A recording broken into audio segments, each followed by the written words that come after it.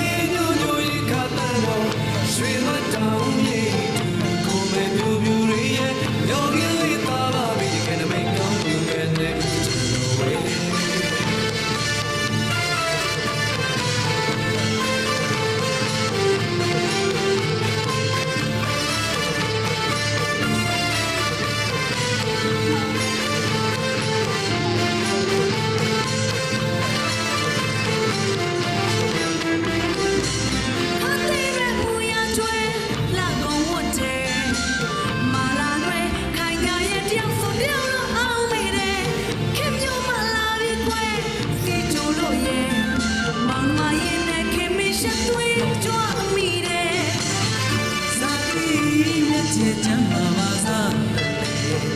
ပေါ်လာပါလေဒီပန်းလိုက်တော့ခွေ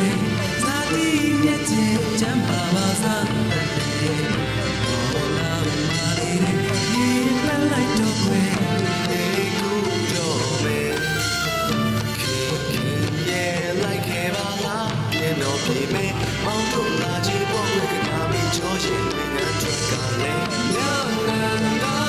you know, you can't go. Swim it down, yeah, go with you, yeah, Yali and Nanda, you know, you can't go. Swim it down, yeah, go with you, yeah, don't get me down, I'll be gonna make you, man.